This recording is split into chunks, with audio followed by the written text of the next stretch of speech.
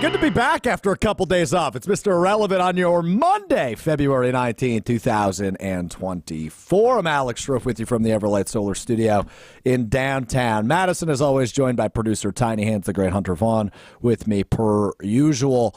A lot of hoops talk to get into today as we will be joined by the first-year head coach at the University of Wisconsin at Green Bay, the Phoenix. Sunny Wicks will join us in about 15 minutes to talk about the turnaround for that program. And I will say to him, right, like this was one of the worst teams, if not the worst team in college basketball last year. He comes in, he has them just a half game back in the Horizon League. They were in first place last week, but they lose a tough game to Northern Kentucky by a point. They fall into second place, just a half game back of first place in the Horizon. They could legitimately win the regular season title, but I'm sure Sonny will tell us regular season title's great, but it's a one-bid league. You got to win the conference tournament to get into the tournament, and that's ultimately the goal. But we'll talk with Sunny Wicks in about 15 minutes about the Green Bay Phoenix. Looking forward to that conversation. BYOJ, bring your own juice with Sunny Wicks. It was Dame time all weekend, though, and that's where I want to start. As Damian Lillard, terrific in the NBA All-Star Game, terrific in the three-point contest, and the Eastern Conference All-Stars. They go back to that format for the first time in a few years. Eastern Conference tops the Western Conference 211 to 186. That's 397 points scored in the NBA All-Star Game. I think the over-under was like 340. It blew that out of the water. 397 scored in the NBA All-Star Game.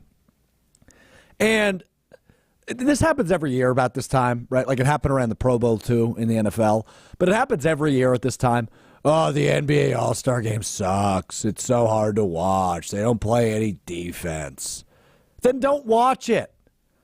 But, like, for me, man, I loved it. I was having so much damn fun on Sunday night watching the NBA All-Star Game. I thought it was awesome. Look, I'm not watching the NBA All-Star Game for defense. Nobody's turning on the NBA All-Star Game and going, oh, man, I can't wait to watch the defense in this game. Nobody's doing that. You're there to watch the best players in the world do ridiculous stuff you don't get to see them do in the regular season, which, for Dame Lillard, the game's MVP's sake, is make 2 half-court shots in the game when it's, like, not a buzzer beater. He made 2 shots from half court. You had some terrific dunks. You had some missed dunks. Nobody's watching that damn game for defense. So get off your high horse when it comes to, they don't play any defense. It's no fun. They scored 397 points. How is that not fun? 211 points. It's an all-star record for the Eastern Conference. I thought the all-star game was like prime entertainment. Like, yeah, do you get a little sick of, okay, they took a billion threes? Sure. But I was entertained. And I said this last week before I went into vacation mode for a long weekend. But this is about the point I start watching NBA basketball. So it's fun for me to be like, oh, I didn't realize, I didn't realize that Tyrese Maxey is finally an all-star. I didn't know that. I didn't know Bam Adebayo ended up being the all-star starter over Joel Embiid because I don't follow that closely for the all-star festivities until I turn it on. So that was fun. I didn't know Scotty Barnes was an all-star. Like, I had no idea. I didn't even know he played for the Raptors. See, so I'm learning things. I'm getting acclimated to the NBA, and this is the best weekend to do it. I thought the All-Star Game rocked. I thought 211 points was fun. I thought Dame Lillard pulling up from half court multiple times was fun. What did we have in total? We had 97 threes taken for the Eastern Conference and 71 threes taken for the Western Conference. So we had like 170 three-pointers attempted last night. That's a lot, but so what? It's fun. It's loose. The guys are having fun. And I'm so sick of the lazy opinion of, oh, there's no defense. It's so bad. Dude, you've already ruined every other All-Star game. The MLB was the best All-Star game, and probably still is. But you lose okay, whichever league wins, they get home field advantage in the World Series, right? That's gone now. The Pro Bowl is absolutely ruined. It stinks. It's flag football. And they do some fun challenges around it, which would be like the NFL's equivalent to the three-point challenge and the dunk contest, which are always fun. And by the way, the Sabrina Ionescu versus Steph Curry, that was super fun. I really enjoyed that. I hope they bring that back. It's great for women's hoops. Like, all on board with that. So overall, I can't handle the negative opinions toward the NBA because it's fun. And look, they could change the format again, right? They did the couple of years of the drafting where Giannis and LeBron, it seemed almost every year, were the captains and drafting their teams. Like that, yeah, I think that's fun. But I like the Eastern versus Western. You could, of course, do the overseas versus American players. Like that would give it some juice. But I thoroughly enjoyed the All-Star game this year. Hunter, I'm nervous because you've been shaking your head both ways as I'm talking here.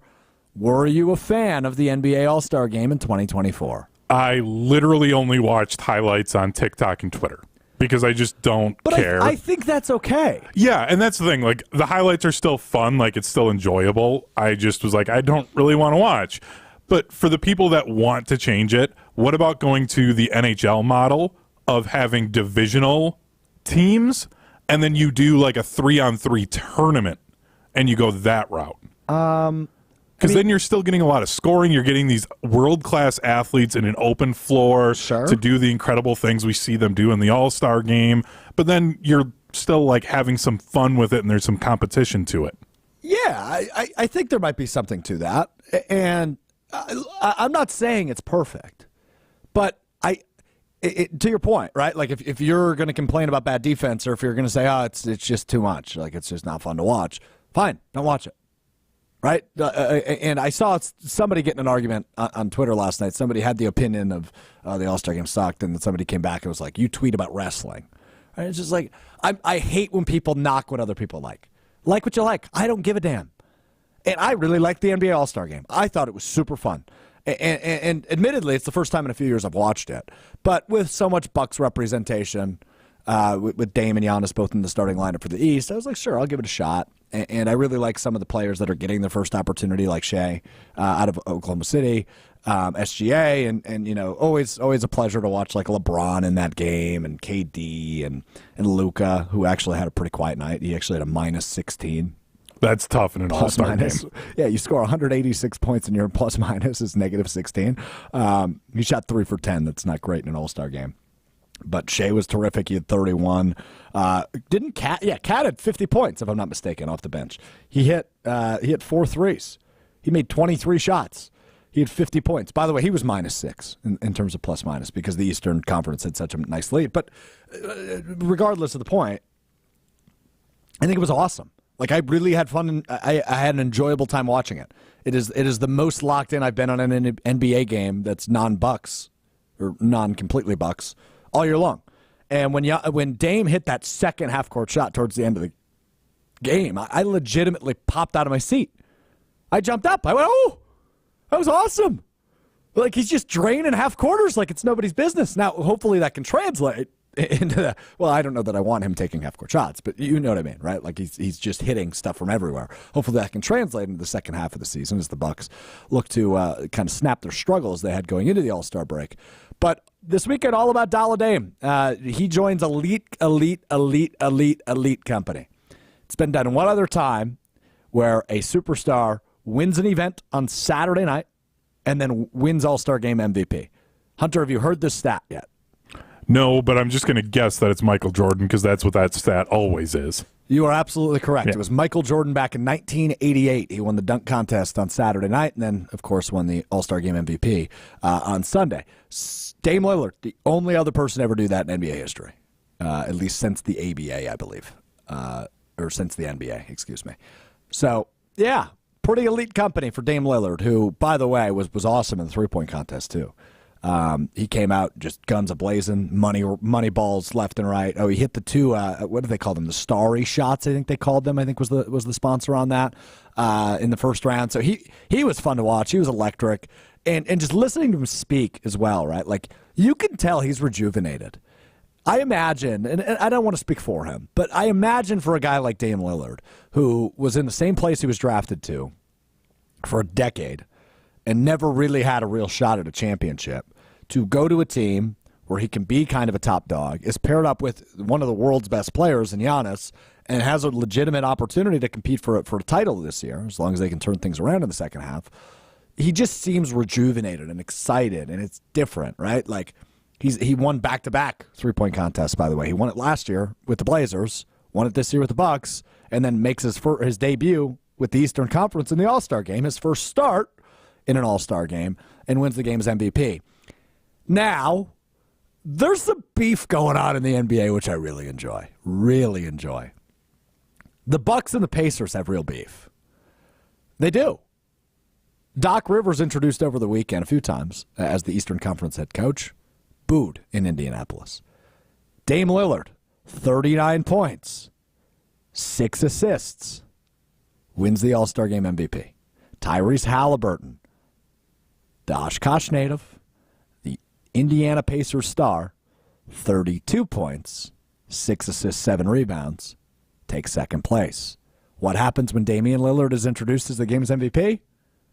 He's booed out of the building. There's a rivalry between the Pacers and the Bucks. And as much as the Pacers whooped the Bucks this season, because their series is already over, as much as they didn't play well against the Indiana Pacers, the Bucks didn't. That is a rematch I would like to see in the playoffs. Now, I'm not confident that the Bucks would win it, because I think if the playoffs started today, that would be a second-round matchup. But boy, would I love to see these two teams go back head-to-head after the energy at the All-Star game, right? Like, this isn't a normal game. This isn't a regular season game between the Pacers and the Bucks. It's an All-Star game. And we're booing the head coach of the team, and we're booing somebody that won the All-Star MVP, which he deserved to win it. He was the best player for the Eastern Conference, and 2 half-court shots will certainly set it over. So I would love to see a rematch between these two teams coming up in the NBA postseason. Bucks, I mean, just real quick, like, they just need to figure it out. I mean, hopefully this gives them some positive juju. They get a couple days off, obviously. Good bonding opportunity, clearly, for Giannis and Dame and Doc and everybody that was in Indianapolis. But maybe just a pause, a reset, and come in a couple of days. I think Thursday they kick back up action. They're back to being the elite team we expect. Now, not a lot of defense being played in the All-Star game, so I don't think Dame necessarily improved his defensive skills in the All-Star game, but I'm hopeful that they can come out of this bigger and better than they were. All right, 2 quick thoughts on 2 quick losses over the weekend in college hoops. The Wisconsin Badgers, who were ranked number 20 in the country, go on the road to Iowa. They lose in overtime. Missing free throws. They lose momentum in terms of three-point shots. And defensively, they're just not the Badgers we're used to. I've said this before. They've now lost 5 of their last 6. It's a team that is in a total free fall, no longer in the AP poll. Let's remember they were number 6 in the country a couple of weeks ago. And now they are out of the AP poll. I think they would technically be 28th if the rankings went that far, because they still received votes. But it ain't looking good for Greg Gard's crew, who's, again, lost 5 of their last 6. This is a team that was in first place in the Big Ten, probably has no shot to win the Big Ten now. They have totally fallen off. And they have another nice opportunity to respond tomorrow night at home. They play Maryland, who's a decent team. They're better than Ohio State, who they beat a week ago. Ultimately fired their head coach. But I'm nervous about the Badgers, because I really thought they could be a really good team. And I'm losing faith faster and faster, because they're just inconsistent offensively and they're bad defensively. And if you're inconsistent offensively, you're probably not going to cancel out the bad defense consistently, at least. And that's bad news. So hopefully the Badgers can get back on track. I've talked about who's on the screen right now, AJ Storr, and how big of an addition he is. But he needs to be consistent offensively. They need a flamethrower. That's what they lacked last year. And while they're an experienced team, they need this guy to come in and be their number 1 option. And it seems like some days he's not, which is, I mean, that's life in college basketball, of course. But they are just not what they once were. And I mean this a couple weeks ago, right, when they were number 6 in the country. So we'll see. I mean, they can turn it around. They've got 2 big opportunities to do it in March when they host Illinois and go to Purdue. But it ain't looking good for Gardo and the Badgers. However, I am not fretting as much for Shaka Smart and Marquette Golden Eagles, who were number 4 in the country, fall to number 7 this week. They get pounded on the road at number 1 UConn. And in turn, UConn, for the first time this season in college basketball, unanimous number 1. First team to do it this year. They probably should have been unanimous a couple weeks ago and have been for several weeks because they are clearly on another level than every other team in the country. But they get it this week. Marquette's good. I think Marquette's a good team. They had a bad day, but they're not UConn. And it's on the road. It's a tough place to play. I get that. But UConn is by far the best team in the country. Purdue loses this weekend to Ohio State, by the way, who fired their head coach last week. They are still good. I still think Marquette's a good team. They're just not on the level of UConn, but I don't think anybody is. No, this game showed me that there is a chasm from UConn and everyone else in college basketball. Now, granted, Marquette started like 0 for 6 from 3. Like, it's hard to win a Big East game on the road when you do that. But, you know, that's just one of those things where I'm taking UConn all the way. I don't know how you can't, right? Like, I don't know how you pick against UConn. And I'm so blown away. I don't watch the game. A lot of driving on Saturday. I was at a big high school game between De Pere and Pewaukee, which we talked about a little bit last Wednesday when you and Jesse Nelson went toe-to-toe. Had to remind me of that. Yeah, I did. Yeah. But UConn is just absolutely phenomenal. They have 2 losses on the year, one to Seton Hall, one to Kansas, all a couple of months ago. They play Creighton coming up tomorrow. They're at Creighton, who's ranked number 15 in the country. They're one of the really good teams in KenPom. I think it's top 32 in offense and defense. Like, they're one of, I think, 8 or 9 teams that fall in there. Creighton and UConn both do. So, like, that's a really fun college basketball game tomorrow. And it's at Creighton, so it could be a little bit more even. I'm looking forward to what happens on March 6th when UConn visits Marquette. What Marquette team do we see that day? On their home floor. I think it's their last home game of the year as well. Like, that could be a really good opportunity to get some juju ahead of the Big East tournament. So this is the best time of the year, right? I told you last week we're just a month away from Selection Sunday. Now, less than that. This is when you find out who teams are, what teams are truly made of. This is when you find your Cinderellas. This is when you find out, okay, who's maybe a sneaky little team come March. I've got a suggestion for you out of the Horizon League. It's UW Green Bay in second place of the Horizon League. It's a totally competitive league. 8 of the 11 teams in the Horizon League, 500 or better in conference play. So there's like 3 teams at the bottom that just aren't winning much. Everybody else is 500 or better. UW Green Bay finds themselves in second place, just a half game back of first place in the Horizon League under first-year head coach Sunny Wicks, who was an assistant at Wyoming last year. Sunny Wicks joins us now on Mr. Irrelevant.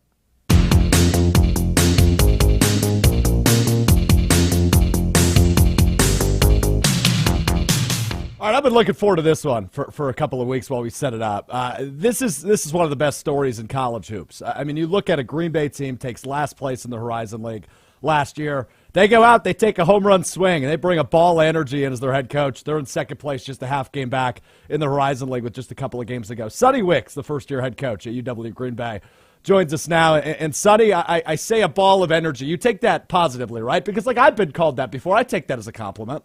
There's no such thing as bad juice, right? Like, you got juice, you got juice. I don't care who you are. And I always say it doesn't take any talent to be negative, right? Anybody can be a critic and anybody can be a cynic.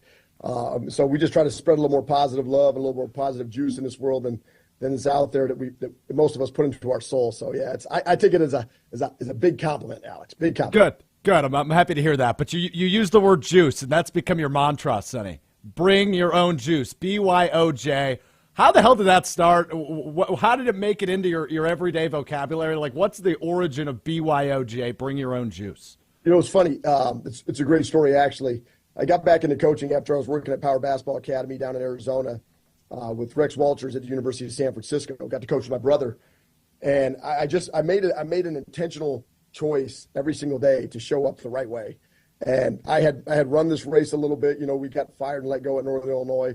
And I really had to do a deep dive just into what I wanted to get out of this if I was going to get back into college coaching. And I love building teams. I love seeing guys grow skill-wise, mentally, emotionally, socially, physically. I love seeing the development. But I also know this is a grind, right? It's a real grind. I mean, you got to push, and you got to push through hurt, and you got to push through pain. And there's highs and lows, as like there is with everything. But there was just an intentionality behind how I was going to show up working for Rex. And he's a ball buster, man. He's one of the best I've ever worked for. He's a tough nut. And I just showed up every single day with this relentless energy because that's what I could bring to the staff. I wasn't my brother was the longest tenured guy on that staff. He knew the ins and outs. I knew that I could show up with energy, effort, enthusiasm every day. And he introduced me to the team. Like a couple weeks in, after we'd been there for a little bit, we just kind of sat down and had a team meeting, and he's like, I'm going to introduce him as the Juice Man. So Rex really is the guy who came up with the nickname Juice Man. And I just kind of rolled with it ever since. And what's funny is when you have that intentionality about changing your life, like just the attitude at which you approach anything. Mm-hmm. Since I started bringing the juice, really, really intentionally bringing the juice back in 2016, good things have happened, man. I met my wife, got some kids, won a lot of games, got my first head coaching job, got to go back to the University of Wyoming with NCAA tournament, got a head coaching job here at Green Bay. I attribute a lot of that to just starting to live consciously and intentionally the right way. And that's, to me, what bringing your own juice is. BYOJ stands for be yourself and obtain true joy. So if you're just be yourself, man, whatever it is, be yourself at the highest level and you'll have true joy. You'll obtain joy in all facets of life. I'm starting to understand how Green Bay in 1 year has gone from last place to competing for a Horizon League title, because I could listen to you speak all day, Sonny. I'd run through a brick wall for you. We've been talking for 3 minutes, dude. That's fantastic. So bring me back to last March, right? Like you mentioned Wyoming and the highs you had there in your 3 years there as an assistant. You get the call that the job in Green Bay is open. But I imagine, right, you're a smart dude, Sonny. You understood what a challenge this would be. I mean, according to Ken Palm, this was like the second worst team in the country last year. You come in, you're able to help with this amazing turnaround. And we'll talk about one of the guys that came with you, Noah Reynolds, in a little bit. But when you took this job, did you understand what the task at hand was, right? Like, you're looking at declining attendance at games. You're looking at a 2-win in conference play team from a year ago, and you were able to come in and turn this around. So did you understand what the challenges would be when you took the job last March? Alex, do we really ever understand, what we're going into sometimes? It's part of the gift and the curse of being a juice man is that you're just going to go in there with relentless energy and you're going to say, like, we're going to figure it out on the fly. And I've always said I've been one of those guys that kind of like, I'm going to leap first to go into the burning building, probably get burned on the way in a little bit, but you never know what you can do and who you can help or save on the way in. Yeah. And, you just trust. Yeah, I have a lot of faith, right? You trust, you believe, that, God puts things, your steps are ordered. He puts things in your life for a reason. And I know this, there's jobs you're going to get and jobs you're not going to get, right? And as an assistant at Wyoming, I'm not going to go get a big time job coming right. You're just not. And so you're going to have to be willing to take some jobs that are tougher that most people don't want to just say, you know what, I don't want to go. I don't want to go into that.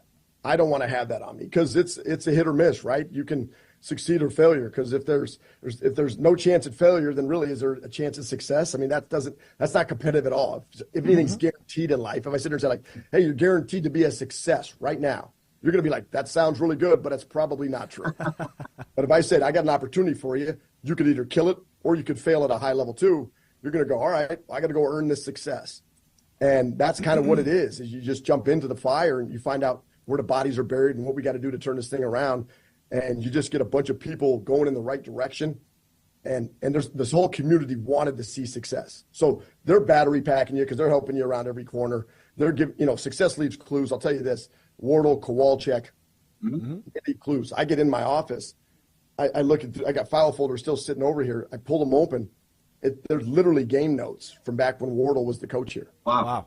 I mean, literally detailed game notes, post-game recaps, scouting reports, all the way back. I mean, nobody cleaned them out back to the Wardle era. I'm like, wow. He won here at a high level. There's a reason why he is where he is. And so you just got to be smart enough to find the clues that lead you into the situation. But we never really know what we're actually getting into. And I knew this.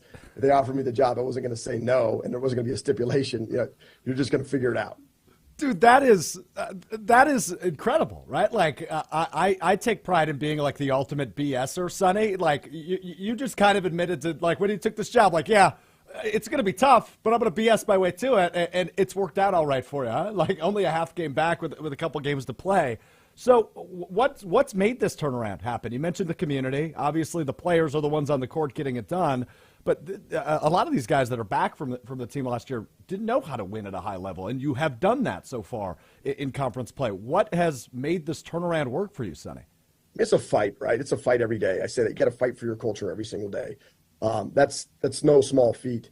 There is a level of learned helplessness when you take over a program. I learned that at Missouri Western when I took over my first Division II job, is they had come off the heels of their worst 2-year stretch in program history.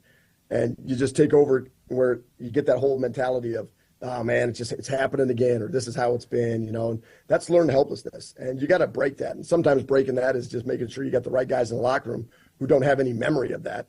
If we could all just be like Men in Black and neuralize you, and just get rid of your memory and tell you what you should think and how to believe and how to compete at a high level, that'd be a pretty easy hack. But sure.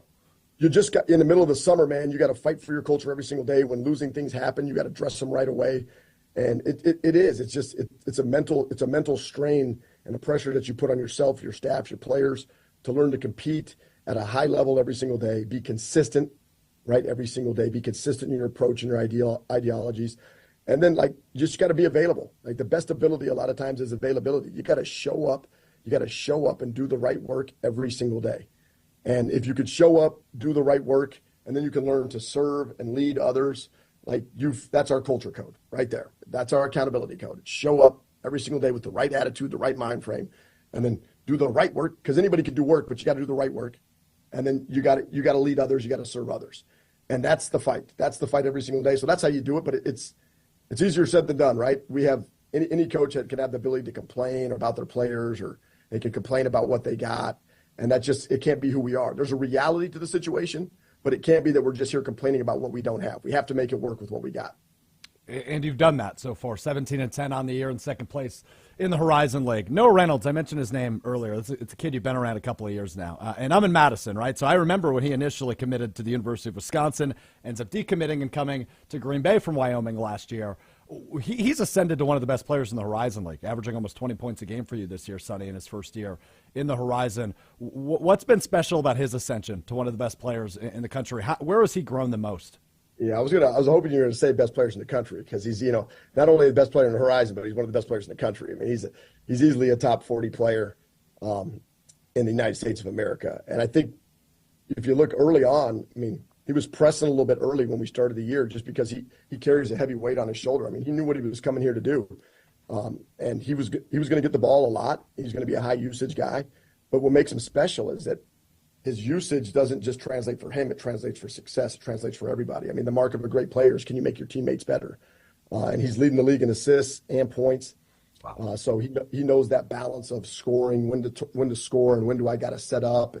And he's so consistent in the locker room with the guys. I think that's what really, really drives connection, is when your best players, your hardest worker, guys that are showing up every single day, never hurt, always accountable, always in the fight. That stuff is a dream for a coach, to be honest with you. I mean, he holds the standard, lives the standard. And, you just got to look at the makeup of the man. I think that, our whole team, we recruited people, not positions. We were going to figure out where to play guys, but we recruited kind of alpha competitors. And that's the makeup that we wanted to have: consistent, everyday, accountable human beings and alpha competitors. And then we'll figure it out if we get those right guys. And, what is showing right now is we got the right mix of dudes. Dude, Josh Moon, who's the athletic director at Green Bay, I see why he made the phone call to you, Sonny, right? I love that mantra, positionless basketball. And it's not that you play it, but it's kind of the era we're in right now, right? Get the dudes that fit the system and then figure out where to play them. And that's the right mindset to have in 2024, especially in the era of NIL and transfer portal. And right when you're trying to rebuild something the way you have, it's ultra difficult. So it's super impressive. Your last two games in the Horizon League have been decided by 1 point. The game before that was an overtime game, right? 8 of the 11 teams in the Horizon League this year, Sonny, are 500 or better in conference play. The parity in the Horizon League is off the charts, which I imagine leads to a lack of sleep for you as you get ready for each game day. You're making me nauseous talking about it. I mean, there's no easy game in the league on any given night. Oh. It's a dogfight. And like I told you before we started recording here, there's great coaches. There's really hard schemes. Not everybody plays the same style of play. So on any given, on a Thursday, Saturday matchup, you could be playing a team that, presses the entire time and goes back to zone, or you could be playing a team that's stingy in the half court, plays man, and they all have different ball screen coverages. So it really makes you, really makes you earn your check as a coach and a staff. And then you got to really have guys that are dialed in the plans, reports, prep. It means a lot to have teams that can just comprehend, especially late in the season, and carry stuff over. Yeah, no doubt about that. A couple more for you, Sonny. Real quick, like something weird and unique about Green Bay is you kind of have two home floors, right? Like you play some games at the Resch Center, you play some games at the Crest Center. If I'm not mistaken, your remaining home games all at the Crest. What's that like as a head? I imagine that's probably something you haven't experienced before as in your coaching career, is having kind of two different home floors. What's that like? No, really, we played neutral site games before at different spots, but yeah. It's interesting. I mean, I love the vibe of the Resch. It's an NBA arena. It's got suites up top. It's got a 4-panel digital replay board. It's a beautiful spot to play a home game, right? And ultimately, you've got to have a great competitive home court advantage. That's what you need to have success, because this league is, I think, 11th in the country out of the 32 leagues in home court advantage. I mean, there's the 11th in winning percentage on home floors. So you got to have it, right? And we protected ours at the Resch this year. It's going to be unique coming down the stretch because we just don't practice in the Crest. We practice in our practice facility, and we go play at the Resch. One thing I'd probably want more is if we could just get more practice time in places that we're playing. I think that's important. I think that carries over to shooting. But at the end of the day, you also have to be tough enough. And part of our mantra is if you're going to be a good road team, you better be able to go into environments that you're not friendly with and go play well. And that's just part of the mental flip that you have to make. And so you can't complain about it, but you just know that if we're not getting practice time, neither is the opponent. We're getting more than they are. So at the end of the day, it's going to be an advantage for us anyways. But coming down the stretch, it's going to be nice to be in the Crest a little more confined in, packed in, and people right on top of you. Expecting big crowds this weekend.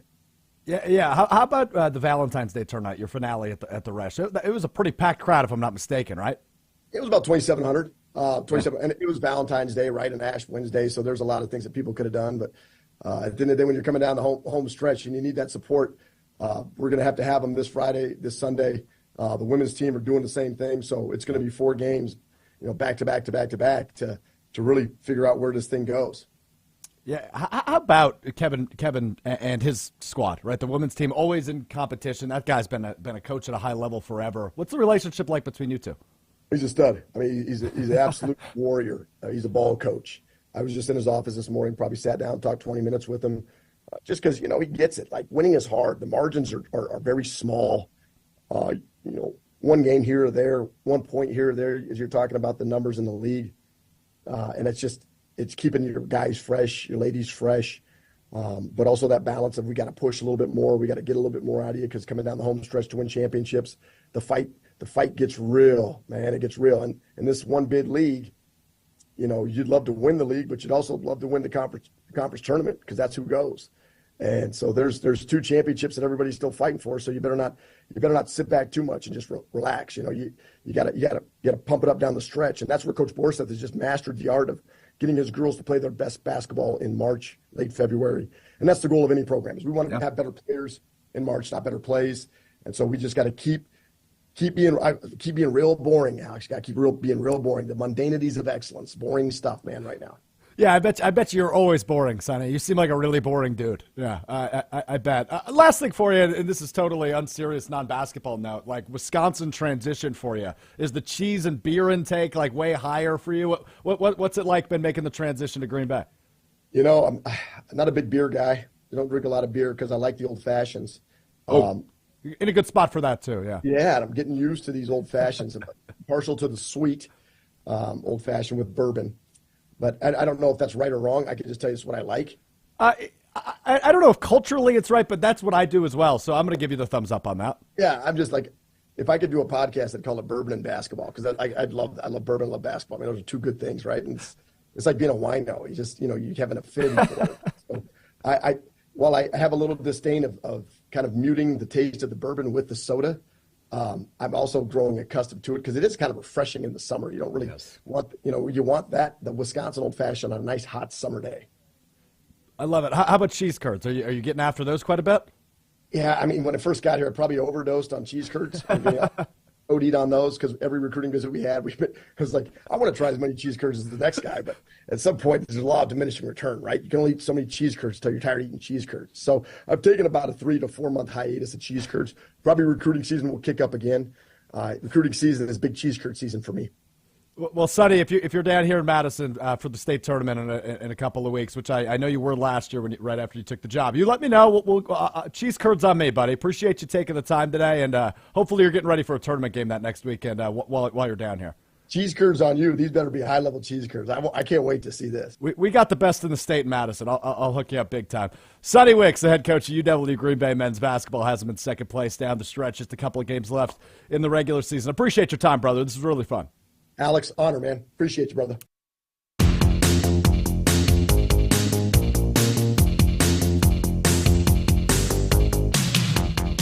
Yeah, so awesome conversation there with Sonny Wicks, right? I mean, it was a badass conversation. But he called it an honor, and I wonder if he always does that, right? Like, I thought we had good rapport. I thought this is the first time I talked to him. I thought this was a really good conversation. And I thoroughly enjoyed it. I was telling Hunter before the show, because we recorded this a little bit earlier in the day. I said to him, I was like, dude, this is a really, really good conversation. I think everybody that hears it or watches that is going to really enjoy it, right? Because it's the dude behind one of the best turnarounds in all of college basketball. But then at the end, he goes, it's an honor, man. And like, I think he's being sincere. But I just wonder if he just, because he's like me, right? Like high energy, very, very high motor guy. I was curious on that though. Hunter, do you think it was truly an honor for Sonny Wicks to chat with me? I think it was, only because he hasn't been on our station enough to like understand that him being on with you isn't that big of an honor. Oh, okay, watch it, pal. So that's all I'm saying. So are you saying for you, 3 days a week when you produce the show, not an honor for you? Well, I get some airtime out of it, so yeah, it's an honor for me. But okay. I'm just saying, on the hierarchy of hosts around ESPN Madison and ESPN Wisconsin. Well, I'm top of the food chain. Packers Hall of Famer Mark Tauscher ain't got nothing on me. 3-time Sports Writer of the Year, Jason Wilde. Sports writer. Let's talk about sports casting. Okay. Which is what we do Steve here. the Homer True, the voice of Marquette men's basketball. Yeah. Jen Latta makes everyone cry on College game day. Gabe Neitzel is filled in with the Milwaukee Bucks. Okay. Yeah, I'm just saying. All right. I just want to point out you didn't mention Ben Brust, college basketball superstar. You didn't mention Brad Norman, established NFL punter. I thought I was laying it on too much. I was trying to not kick you too much while you were down. You didn't mention Rutledge or Hamilton, and I'm not even sure that one was on accident. Okay, I can live with the area you described me in, right? Like, I can live with that area, and I think maybe it was an honor for Sonny. It was an honor for me, though. Really enjoyed our conversation, and hopefully we get to do it again as he continues on that turnaround. All right, I want to get to what Strouf Learned in a second, but real quick, we did have some Brewers news that I didn't fit in the timeline, and Hunter, you're Mr. Brewers on this show. So Brandon Woodruff is out for this season with an injury. He was a free agent. We thought he'd be moving on. This morning, the news comes across from John Heyman that Brandon Woodruff has signed a 2-year deal to return to Milwaukee. Now, essentially, that's just a 1-year deal for 2025 because he's not going to play in 2024. I don't even know his injury off the top of my head. He had something with his shoulder, and he had some surgery on it, so it was kind of expected. So I think that was part of where anybody that was going to sign him, subscapular strain on his right shoulder. Yeah, so it was like either you're signing him knowing that you're losing a year off of whatever deal you sign him to, or I think a lot of teams were just like, okay, let's just wait and then see where he's at going into next year. So that's why the Brewers were able to bring him back. So this is just kind of a deal to get him to next year, and then he's got to prove that he still has it following the surgery. Now, so it works out well. Yeah, it does work out well, but you – all right, I love you. But you sometimes flip-flop when it comes to your sports like fandom, right? Like an opinion in terms of like where they're going to get. A couple weeks ago, you were like, nah, the Brewers are just not going to do it for me this year. It seems like some of the conversations we've had off the air, you're coming around to the Brewers in 2024, despite the fact they don't really have a lead arm in terms of the starting rotation. Yeah, because I think I've gotten to the point where I still have zero faith in ownership and the front office, but I think the team itself, there's such low expectations now that I think they could pull off something close to what the Packers did. Ooh. Like, we weren't expecting anything. I said 6 wins. And then they just started piecing it together late in the year. They go on a run. They beat and then your all favorite of a sudden, team in the playoffs. Yeah. And, like, I think that's what this team could do. I still think Mark Antanasio uses this team to bankroll other ventures for him instead of trying to actually win championships. But I think that the players themselves could surprise people this year. Okay. The Jackson Churio era. Yeah, exactly. Fired up about that, by the way. Yeah, I mean, he's not going to, you won't see him until probably May or June unless he's incredible in spring training. No, because baseball teams love to do this thing where they try and reduce your years of service as long as they can to keep you from going on the open market. Yeah. So you keep him in the minors a little bit more, and then they'll move him up. We'll see. I feel like he might be an opening day guy. I think they'll announce him on opening day, but I don't know if he's going to like actually do anything. Okay. Because that's just... Baseball teams are weird. Yeah, you know, baseball's a weird sport when it comes to young talent. Yeah, but last year the Brewers were for the young talent, right? Garrett Mitchell, my boy Sal Frelick, Salvatore. That was as I like so to call fun. him. Yeah, he's the man. Joey Weimer, right? Like they like some of these young guys, and they went with that approach last year. So I wouldn't be shocked if Churio's on the opening day roster. But we'll get more into baseball here in a couple of weeks as we lead up. Obviously, pitchers and catchers reported last Wednesday. Spring training starts shortly, which is exciting, and then the season less than 2 months away. So I mean, it is a really fun time of year, right? I mean, we're already into this fun territory, as I mentioned earlier in the show. Like we go end of regular season college basketball into conference tournament, March Madness. Then we get the NBA playoffs. And somewhere in between there, we have opening day for baseball. So we have the NHL playoffs as well. If you're a hockey fan, Hunter is. I'm not a huge hockey fan, although I am currently watching President's Day action between the Maple Leafs and the Blues. I am intrigued by what the next 2 months look like. This is going to be a fun little run we go on here. It is. By the way, it's Maple Leafs. What'd I say? Leaves.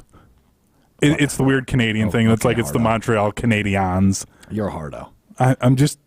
Hey, if you're going to start watching some more hockey, those are things you have to pick up on. All right, my bad. All right, we'll do. All right, time now for What Strouf Learned. You learn something new every day. I learned a couple new things over the weekend. I'm just going to tell you about one of them now because it kind of bugged me. And I don't think it should have. Like, this is something that probably shouldn't bug me, but it bugged me. I read a news story out of Colorado, Highlands Ranch, Colorado, that two seniors at Thunder Ridge High School in Highland Ranch, Gavin and Jackson, have signed their national letters of intent. So they're NLI, not to be confused with NIL, NLI, to play cornhole at Winthrop in South Carolina. They have signed full-blown scholarships to participate in a bar game that I don't think has collegiate affiliation. Like, I guess there might be clubs, but I don't think this is like an NCAA sanctioned sport these days. So these two kids, which is great for them. I'm happy for them. Going to go to college in South Carolina from Colorado, by the way. Nice. Two really good states to play cornhole.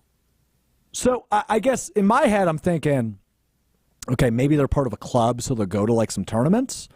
But otherwise, are they just like having keggers in the front yard and playing cornhole and whooping everybody from the frat up the street? Like that's where my head went. My head also went to the place of like, we talk about my false confidence all the time, right? And you probably saw me shake my head with Sunny Wicks when he kind of used a similar term, right? Like just blind confidence. I have that about myself, but I do take pride in the fact I'm good at some of those bar games. Darts, cornhole. I'm okay at ping pong. I feel like I could have gotten a collegiate scholarship if I was born like 10 years later, right? If I was gearing up for college, if I was born in, what year was I born? 98. If I was born in 2008, let's say, I'd be gearing up for college in 2 years, right? So I'd be like a sophomore in high school right now. I'd be getting some offers, I think, because I could lock in on it now. Because I'm seeing other people are getting full rides. I would be under the impression, oh, I got this. I could be, and they kept calling themselves 5-star recruits. Like they were quoted in this news story I read, that they're the first ever 5-star recruits in the history of cornhole. I'm like, oh, I don't like that. Like, I'm happy for them. They're just kids. I'm not picking on kids. But it comes off a little cocky, right? Like, there's no 247 Sports saying whether or not you're a 3 or 4 or 5-star. I could be a 5-star cornhole recruit if I was born 10 years later. So I was a little irritated by that because I'm still paying college debt every week or every month. I wish I could have gone on a full ride because I'm good at a bar game. Now, what non-Wisconsin or like Power 5 conference school would you have gone to? You get to pick, but you can't go to you can't say I'm going to Alabama or something. But it is D1? Yeah, D1. So we'll just kind of go with any of the basketball schools, but you got to stay out of Wisconsin, no Power 5. I'm a zip. I'm going to Akron. Yeah, I'm a zip. I could see that. You're kind of a Mac guy. Yeah, for sure. You like the Maction. I was just to say, I am the epitome of cornhole Maction. Yep. Right? Like, that would be me if I was born in 2008. Unfortunately, I wasn't, and I already have a college degree, and I don't believe I have any eligibility left, because if I did have any eligibility left, I would go be a bench guy for Sunny Wicks, or I would go play cornhole somewhere. That would be what I would do with my remaining eligibility if I had any left, which unfortunately I do not. I don't think. I might have a COVID year, though. True. COVID, and you can gray shirt guys. Yeah, like, I can you might look be into that. still in there. So I could go get my master's and play cornhole. Yeah, and then you'd be a grad transfer. There you go. Oh, man. I could probably get 3 years out of this. Yeah. Ooh. What would I get my master's in? I've never even thought about it. Like, I've made jokes that maybe I would, like, go back to teach, go be an adjunct somewhere. And when I have, like, more gray hair. I have a little gray hair now. Like, when I have more gray hair, maybe go back and be an adjunct somewhere. But I think you need a master's for that. So maybe I'd have to get a master's in communication. I was going to say, probably communication. I don't see you going to get your MBA. No. So, yeah, it'd have to be like communications. Could you do journalism? You used to write. I did. Yeah, I did for a long time when I covered UW Green Bay. Could you do that level of writing and that much writing now? Like, if you just had to pick it back up again? Yeah, I think so. I don't think it's like riding a bike, right? Like, I don't think I'd be as good as I used to be. But I could still write a good article. I mean, depending on what I'm writing, right? Like, so I get these emails, Hunter, and I'm curious if you ever get these. I'm glad you brought this up, because I just saw this and I tried to look into it, but I had to pay in order to see it.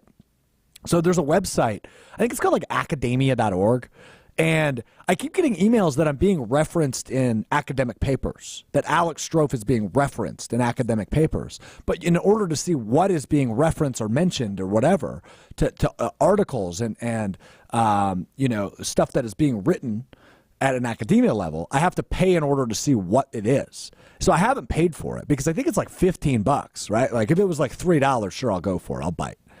But I've gotten probably 10 or 12 emails over the course of the last 3 months that I'm being referenced in academia.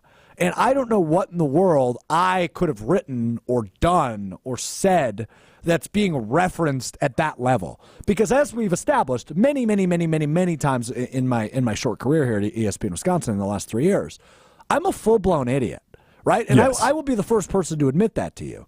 But I want to know what in the world is being referenced in academic, research that involves me. So I should probably pull the trigger on it, because curiosity is eventually going to kill the cat. Don't, because I was going to say this has phishing written all over it. I don't think it's phishing, though. It seems too legit.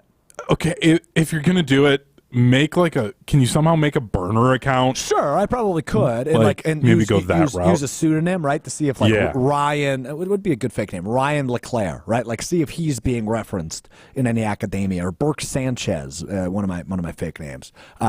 See if he's being referenced. There's another name you haven't referenced as well that you use for a fake name. Oh, we don't talk about that one. Oh, okay. We don't talk about that one. Yeah. No, that person's real. Oh, You're referring okay. to Chuck Stanger, right? Well, now you've ruined it. But no, yeah. I didn't ruin it. Nobody will know what the hell we're talking about. It's fine. Okay. Yeah, so I'd be curious to see what's going on there. So anyway, thank you for bringing that up and completely derailing me. But that is our show today. Nice. Maybe I'll report back on Wednesday with what I'm being referenced in the collegiate education system in America. Which, by the way, if I'm being referenced in anything, that tells you college is broken. Or at least the students' brains are, the professors, or the whoever is writing. Something is broken if I am being referenced as a legitimate source on anything. So that's that. All right, appreciate you hanging out with us today. Big thanks to Sunny Wicks for joining us and talking Green Bay basketball and all things life. It was a really fun conversation. Thoroughly enjoyed it. Big thanks to Hunter and his perspective on all things Brewers and all the in-betweens, making the show look and sound good. And a big thanks to you if you're listening on the audio side, Apple Podcasts, Spotify. Make sure you click subscribe, rate it 5 stars. If you're watching on YouTube, give us a thumbs up. On Facebook and Twitter, give us a like. We appreciate it. It helps the show grow. It helps the show continue to do what we do. By the way, if you're on Twitter, at ESPN Madison on Twitter, the Badger Club Burger Bracket continues. We're posting a new poll momentarily for today's 4 area restaurants. We do have a couple of winners from last week. I'm not going to announce those quite yet as we get to the Savory 16 In about a week and a half, we will move on to the Savory 16. We've still got a bunch of bars to get through, but today, look at Stamhouse, Red Rock, Monk's Bar and Grill in Sun Prairie, and Schwogler's Parktown Lanes. Your four with some of the best burgers in the Madison area. Looking to move on. So that poll will be posted momentarily. Tomorrow's Tipsy Cow Downtown, Rookies, not far from downtown either, Rigby and Bristled Boar. Your four options for tomorrow. We'll tell you about more of those coming up on Wednesday's show as well. And enjoy a Badger Club. I was in Green Bay, but I was at one of the places that is being represented in this area. Good burger with a Badger Club. I was at a Mr. Brews in Green Bay. I think there's 2 Mr. Brews locations on here in the Madison area for our polls. So I can attest. Good burger at Mr. Brews. I went and visited the Village Green in Middleton over the weekend. Such a good burger. Yeah. So good. Good little dive bar too, right? Yeah. Yeah. Yeah.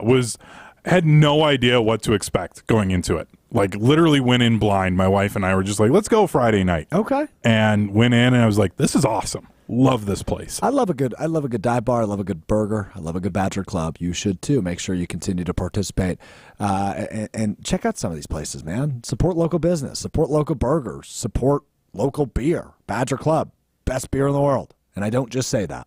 All right, we'll talk to you Wednesday. It's Mr. Irrelevant. I'm Alex Strouf. Peace.